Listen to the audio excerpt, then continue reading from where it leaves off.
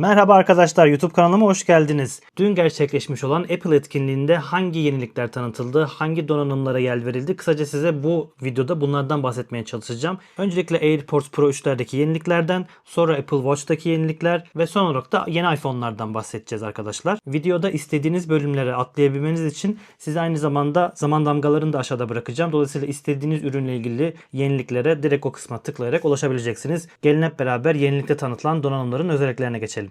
Etkinliğin detaylarına geçmeden önce bu videoma hemen like atmayı, yorum yazmayı ve sevdiklerinizle paylaşmayı lütfen unutmayın. Bu kanalın genişlemesi ve size daha kaliteli videolar sunabilmek adına bu ücretsiz şeyleri sizden yapmanızı rica ediyorum. AirPods Pro 3'lere bayağı yeni özellikler geldi arkadaşlar. Öncelikle pil süreleri önceki nesile göre arttırıldı. Daha önceden 6 saate kadar pil ömrü varken bir şarjda şimdi artık 8 saate kadar bu süre uzatıldı. Bunun dışında görüntü engellemesini daha da güçlendirildi. Aslında şu ana kadar AirPods Pro 2'deki görüntü engellemeden gayet memnunduk ama artık bu AirPods Pro 2'ye göre 2 kat daha arttırıldığı söyleniyor. Yani zaten iyi olan görüntü engelleme daha da iyi hale geldi diyebiliriz. Bunun dışında Apple Intelligence desteğiyle beraber sesli canlı çeviri özelliği geldi arkadaşlar. Canlı çeviri sayesinde farklı dili kullanan kullanıcıların gerçek zamanlı olarak anlaşmaları sağlanıyor arkadaşlar. Çok basit bir el hareketiyle çeviriyi başlatabiliyorsunuz. Karşı tarafın size söyledikleri gerçek zamanlı olarak size sizin anladığınız dilde aktarılıyor. Siz kendi söylemek istediklerinizi telefona söyleyip telefonun çevirmesini ve sonra telefonun ekranından karşı tarafa gösterilmesini sağlayabiliyorsunuz. Eğer karşı tarafta konuştuğunuz kişide de AirPods Pro 3 varsa bu sefer canlı çeviri bir üst seviyeye çıkıyor. Siz karşı tarafa söylediğinizde canlı olarak karşı taraf istediği dilde algılıyor. Karşı tarafın söylediğinde siz kendi istediğiniz yerel dilinizde algılayabiliyorsunuz arkadaşlar. Bunun dışında tasarım ve dayanıklılık tarafında da yenilikler geldi. Tasarım tarafında kulak içi silikonların sayısı arttırıldı ve dolayısıyla daha fazla kulak tipine uyumluluk sağlanmış oluyor arkadaşlar. Onun dışında IP57 suya ve toza dayanıklılık sertifikatı da aldı AirPods Pro 3'te. Mesela egzersizleriniz veya koşullarınız sırasında AirPods Pro 3'e herhangi bir zarar gelmeyeceğinden emin olabilirsiniz. Etkinlikten kısa bir süre sonra ürünlerin Türkiye fiyatları da paylaşıldı Apple.com'da. AirPods Pro 3'lerin Türkiye fiyatı Apple.com üzerinden satın aldığınız takdirde 14.000 TL olacak. Apple Watch serisinin 11. nesli tanıtıldı arkadaşlar. Burada da öncelikle dayanıklılık tarafında gene güncellemeler var. Cama doğrudan bağlanan özel bir seramik kaplama sayesinde önceki nesile göre camın dayanıklılığı 2 kat daha artırıldı arkadaşlar. Türkiye'de henüz radarımızda olmasa da artık Apple Watch seri 11'e 5G desteği de geldi arkadaşlar. Dolayısıyla bu saatlerin hücresel versiyonunu kullanan kişiler artık 5G bağlantısından faydalanabilecek. Sağlık özellikleri tarafına gelelim arkadaşlar. Sağlık tarafında çünkü bayağı güzel yenilikler geldi. Artık hipertansiyon uyarısı alabileceksiniz saatinizden. Diğer rakip marka saatlerinde olan gerçek zamanlı tansiyon ölçme gibi bir özellik değil arkadaşlar. Siz öncelikle saati uyurken de 30 gün boyunca düzenli bir şekilde takmanız ve o 30 gün içerisinde elde edilen verilerden Apple Watch'un yapacağı yorumlarla beraber size hipertansiyon riskinizin olup olmadığı söylenecek. Dolayısıyla gerçek zamanlı bir tansiyon ölçme durumu değil arkadaşlar. Ama yine de her halükarda günün sonunda faydalı ve birçok insanın belki farkında olmadığı kritik bir rahatsızlık olduğunu düşünürsek size uzun vadede fayda sağlayacak bir özellik olarak diyebiliriz arkadaşlar. Bir diğer güzellik de aslında pil ömrünün artmasında oldu. Her ne kadar şu an hala yeni geliştirilmiş haliyle de pil süresi bana tam anlamıyla yeterli gelmese de gelişmedir diyelim. Yaklaşık 18 saatlik pil süresi 24 saate kadar uzatıldı arkadaşlar. Dolayısıyla artık tam bir gün boyunca saati takabileceksiniz. En azından Apple'ın sürekli uyku takibiyle yaptığını iddia ettiği özellikleri gerçekten gece yatarken saati kolunuzda şarj etmeye gerek kalmadan takılı bırakaraktan elde edebileceksiniz arkadaşlar. 3. nesille beraber Apple Watch SE'ye de artık Always On ekran özelliği geliyor. Bu özellik şimdiye kadar sadece normal Apple Watch'larda ve Apple Watch Ultra'larda vardı arkadaşlar. Artık SE'ye de geldi. Onun dışında çift dokunuş ve bilek hareketleriyle saatin bazı özelliklerini yönetme özellikleri de Apple Watch SE'ye Apple Watch normal seriden aktarılan özellikler arasında yer alıyor arkadaşlar. Aynı zamanda sağlık özellikleri tarafında kalp atış hızı bildirimleri, düşme algılama, kaza algılama gibi zaten halihazırda Apple Watch'larda ve Ultra serisinde olan özellikler de SE'ye aktarılıyor. Dolayısıyla sağlık tarafında da aslında normal seriyle eşlenik hale getiriliyor diyebiliriz Apple Watch SE için. Apple Watch SE'nin yeni nesli S10 çipinden güç alarak geliştirildiği için burada pil ömrü tarafında da biraz geliştirmeler kazanıyor aslında. Artık 18 saate kadar Apple Watch SE 3'ünüzü kullanabileceksiniz. Bir nevi eski Apple Watch normal serilerin süresi Apple Watch SE'lere getirildi diyebiliriz. Fiyatlara gelirsek de Apple Watch serisi 11 22.000 liradan başlayan fiyatlarla satışa sunulurken Apple Watch SE 3 14.000 TL'lik fiyatıyla piyasaya satışa sunulacak. Sağ tarafında son olarak da Apple Watch Ultra 3 duyuruldu arkadaşlar. Ekranı şu ana kadarki en büyük Apple Watch ekranı ekranı olarak lanse edildi. Ekranın boyutu saatin kasası büyütülmeden ekranın etrafındaki siyah çerçeve inceltilerek büyütüldü. Dolayısıyla aynı büyüklükte saat ama ekrana daha büyük hale gelmiş oldu ve ekranın parlaklığı da dramatik ölçüde arttırıldı arkadaşlar. Bunun dışında saatin ekranına ProMotion özelliği getirildi. Watch Ultra'ya gelen ProMotion özelliği sayesinde Always On ekranı 1 Hz ile gösterilebilecek. Dolayısıyla daha az pil gücü tüketerek Always On ekranı kullanabileceksiniz arkadaşlar. Uyku takibi tarafına gelen yeni bir özellik daha var. Bu hem Watch Ultra'ya hem de aynı zamanda Series 11'e gelen bir özellik arkadaşlar. Size uyku kalitenizi ölçen bir skor belirleyecek. Bunu şimdiye kadar aslında çoktan yapabilirlerdi. Çünkü ellerinde aslında uyku kalitesini belirleyecek bütün veriler var. Sadece size bunların ortalamasını alarak bir uyku kalitesi puanı vermiyordu. Artık uyku kalitenizi Apple'ın size verdiği 100 üzerinden bir puanla ölçebilecek ve takip edebiliyor olacaksınız arkadaşlar. Series 11'e gelen 5G özelliği aynı zamanda Watch Ultra'ya da geliyor ama bunun dışında en önemli özellik artık uydu üzerinden acil SOS mesajları gönderme ve konum takibi yapabilme özelliği geldi arkadaşlar. Dolayısıyla veri bağlantısının olmadığı yerlerde uydu sinyallerini kullanaraktan acil SOS mesajları gönderebilecek ve karşı tarafa yerinizi bildirebileceksiniz. Tabii ki bu özellik ne yazık ki Türkiye'de şu an kullanılabilecek bir özellik değil. Öncelikle burada bu özelliğin devreye alınması gerekiyor. iPhone serisi de geçtiğimiz jenerasyonda bu özelliği kazandı ama Türkiye'de henüz bu özellik aktif halde değil. Ne zaman geleceğiyle ilgili de resmi bir bilgi yok arkadaşlar. Pil süresi tarafına gelirsek de pil süresinde de büyük artış var. Artık Apple Watch Ultra 42 saate kadar pil ömrüyle piyasaya sunuluyor. Bu da muhtemelen çip tarafında yapılan geliştirmeler ve batarya tarafında yapılan geliştirmelerle artık daha uzun bir pil süresi sağlanmaya hedeflenmiş ve 42 saate kadar pil ömrü sunulacağı belirtilmiş. Tabii ki bu pil serileriyle ilgili yapılan iddialar hangi cihaz olursa olsun cihaz birebir test edilmeden ve fiziksel olarak kullanılmadan netleşebilecek saatler veya rakamlar değil. O yüzden bunu ürünü birebir kullandığımızda ancak söyleyebiliriz. Gelelim en fazla geliştirmenin ve yeniliğin olduğu cihaz serisine yani iPhone'lara. iPhone'lar öncelikle artık 4 modelde piyasaya çıkacak. iPhone 17, iPhone Air, iPhone 17 Pro ve iPhone 17 Pro Max arkadaşlar.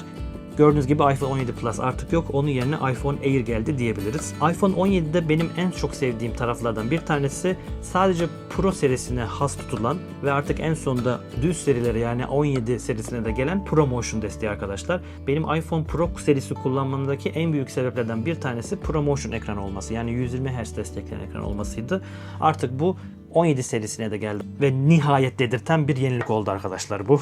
Ekran boyutu da biraz daha büyüdü. Artık iPhone 17 6.3 inçlik bir ekrana sahip arkadaşlar. Ekran parlaklığı da 3000 nite kadar yükseltildi. Tabii ki bunu gerçek hayatta ne kadar kullanabiliriz o ayrı bir soru işareti. Çünkü zaten bunun güneşli havalarda yani çok güneşli havalarda kullanmak istediğiniz veya ihtiyacınız olan bir özellik ekran parlaklığı. Fakat güneşli havalarda iPhone çok ısındığı için ekran parlaklığını sıcaklıktan ötürü kısıyor zaten. Bu 3000 niti gerçek hayatta ne kadar kullanabiliriz orası meçhul. Apple'ın bu etkinliğine tanıttığı ve ekrana sahip cihazların hepsine ekranın daha dayanıklı hale getirilmesi gibi bir durum söz konusu oldu aslında. Ortak bir payda gibi düşünebilirsiniz bunu. Aynı durum iPhone 17'de geçerli ve iPhone 17'nin ekranı da bir önceki nesil iPhone'lara göre yapılan geliştirmelerle beraber 2 kat daha dayanıklı hale geldi çizilmelere karşı. iPhone 17'nin iç organlarına bakarsak da yeni A19 çipiyle geliyor arkadaşlar. Geliştirilmiş Neural Engine çekirdekleri sayesinde Apple Intelligence'ı daha rahat çalıştırabilme özelliği geldi. Tabii ki burada yine bir soru işareti var. Apple Intelligence diyoruz ama Apple Intelligence'ın nihai sürümü veya Türkçe ile alakalı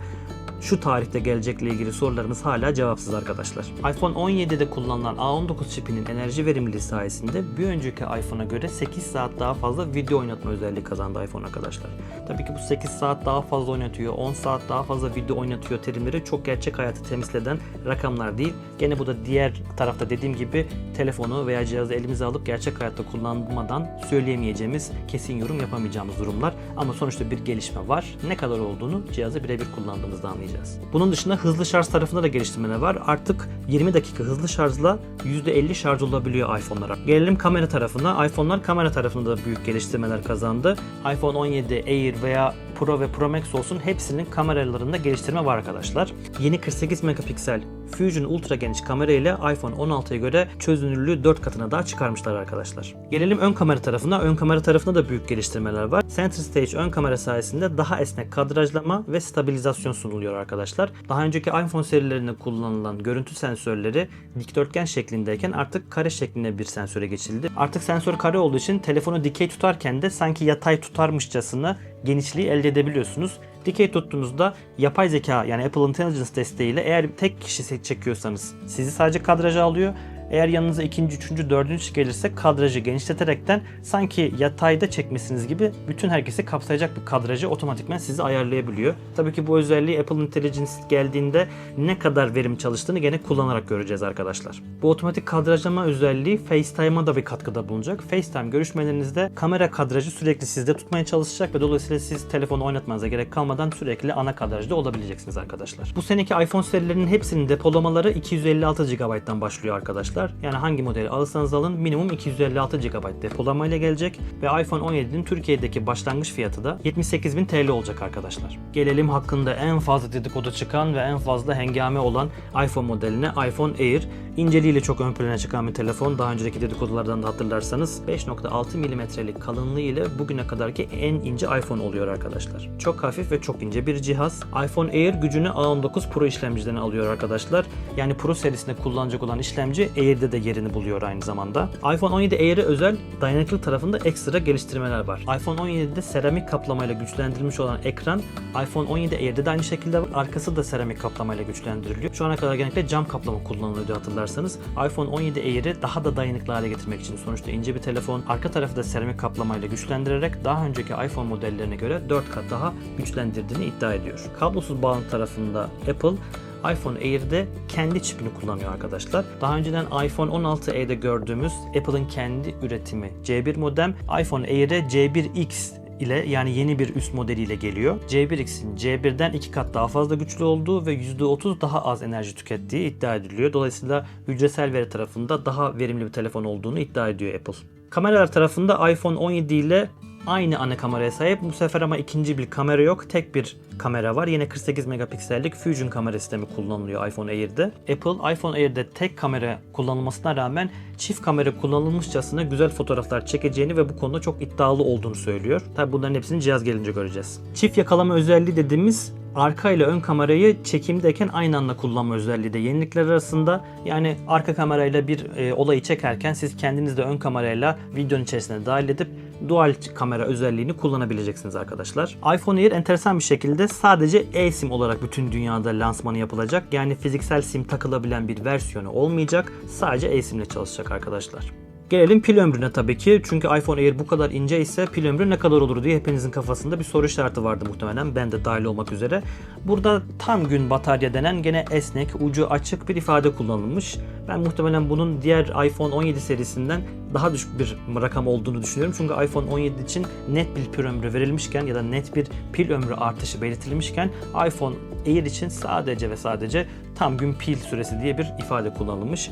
Cihazı kullanınca daha net buna cevap verebileceğiz. Zaten burada Apple'ın iPhone Air'in pil süresine ne kadar güvendiğini iPhone Air için özel olarak tasarlanmış bir MagSafe Powerbank çıkardığından anlayabiliriz arkadaşlar. Bu özel Powerbank ile beraber 40 saate kadar video izleme süresi, video oynatma süresi vereceğini iddia ediyor. Yani neredeyse iPhone Pro modellerine, birazdan geleceğimiz Pro modellerine sunulan video oynatma süresini iPhone Air sadece Powerbank ile verebiliyor arkadaşlar. Buradan zaten cihaz pil süresinin çok da iç açıcı olmayacağını söyleyebiliriz. iPhone Air'in fiyatına gelirsek de 98.000 TL'den başlayan fiyatla satışa sunulacak arkadaşlar.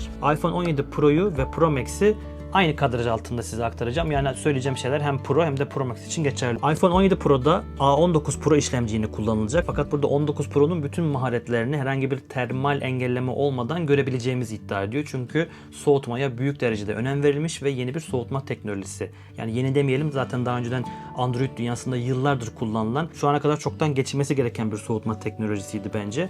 Android'de yıllardır var. Apple inatla bunu kullanmadı şu zamana kadar ama artık muhtemelen artan performansı ancak bu soğutmayla ortadan kaldırabildiklerini düşündüler muhtemelen. Tabi sadece Vapor Chamber desteği değil, aynı zamanda cihazın kasasında da büyük geliştirmeler yapıldı. Daha önceki iPhone modellerinde titanyum kasa kullanılırken alüminyum kasaya geçildi bu sefer. Alüminyumun ısı iletkenliği çok yüksek olduğu için Vapor Chamber soğutma sisteminin de desteğiyle beraber ısı hızlı bir şekilde iPhone'un kasasına yayılabilecek ve böylece uzaklaştırılabilecek. Umarım iPhone'u kullanırken veya böyle video çekimleri yaparken, özellikle kayıt yaparken böyle sıcak bir telefonla karşılaşmayız. Bu alüminyum kasaya o kadar güveniyor ki önceki titanyum kaplamaya göre 20 kat daha iyi soğutma yapabildiğini dahi iddia etti. Düşünün artık gerisini. iPhone 17 Pro'daki ve Pro Max'teki işlemci daha önceden de söylediğim gibi A19 Pro olacak. 6 çekirdekli bir CPU ve her GPU çekirdeğine entegre edilmiş Neural Accelerator'a sahip yüksek performanslı 6 çekirdekli bir GPU ile gelecek A19 Pro. Yani bu ne demek oluyor? Aslında bir nevi burada Apple Intelligence'a yönelik bir yatırım yapıldığını hissediyorum ben. Çünkü her GPU çekirdeğine entegre edilmiş bir Neural Engine veya Neural Accelerator var. Yani Neural Accelerator zaten yapay zeka işlemleri için yapılmış bir işlemci. Dolayısıyla burada Apple Intelligence'in lokalde daha hızlı ve verimli bir şekilde çalıştırılmasına bir hazırlık yapılmış olabilir arkadaşlar bu konuda. iPhone'un ekranı yeni Ceramic Shield 2 teknolojisiyle korunuyor ve çiziklere ve diğer hasarlara karşı önceki iPhone serilerine göre daha dayanıklı.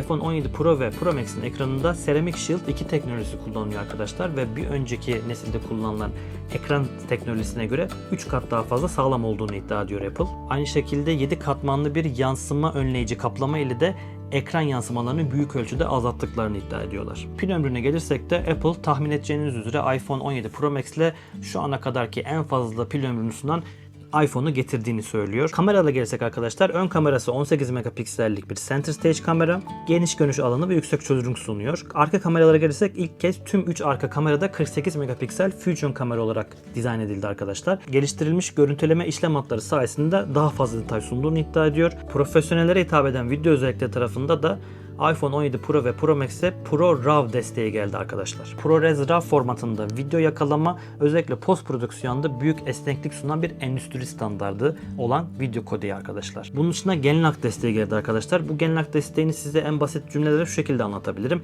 Matrix'teki bullet time efektini hatırlıyorsunuzdur. İşte bullet time efekti için bir sürü kameranın aynı anda senkron bir şekilde video yakalaması gerekiyordu aslında teknolojinin gereği. Birden çok iPhone alıp ve bunları aynı bullet time efektini elde edecek şekilde sahnenin arkasına dizip o bullet time efektini elde edecek şekilde çekimler yapabiliyorsunuz. Şimdi diyeceksiniz ki bu bizim ne işimize yarayacak? Bu aslında tamamen profesyonellere hitap eden bir özellik. Yani normalde bu tarz kamera standlarını veya kamera ortamlarını hazırlamak için belki on binlerce dolar yatırım yapmanız gerekirken artık sadece 1000 küsur dolarlık tek bir iPhone'dan tabii ki birkaç tane alaraktan böyle profesyonel çekimler yapabileceksiniz. Dediğim gibi tamamen profesyonel prodüksiyonlara hitap eden bir özellik. Depolama tarafında yine seçeneklerimiz minimum 256 GB'dan başlıyor ama bu sefer iPhone Pro Max'e özel 2 TB'lık bir seçenek de sunulacak. Fiyatlarına gelirsek de iPhone 17 Pro 108.000 TL'den, iPhone 17 Pro Max'te 120.000 TL'den başlayan fiyatlarla satışa sunulacak. Ne kadar uygun fiyatları değil mi? Tüm iPhone modeller için ön siparişler 19 Eylül itibariyle başlayacak arkadaşlar. Size Apple'ın 9 Eylül 2025 tarihindeki etkinliğinde duyurulan yenilikleri elimden geldiğince özet bir şekilde aktarmaya çalıştım. Eğer size anlattığım bu konular ve yeniliklerle alakalı sorularınız varsa lütfen yorumlara sorularınızı bırakın. Orada konuşmaya ve tartışmaya devam edelim. Bir sonraki videoda görüşmek üzere. Hoşça kalın.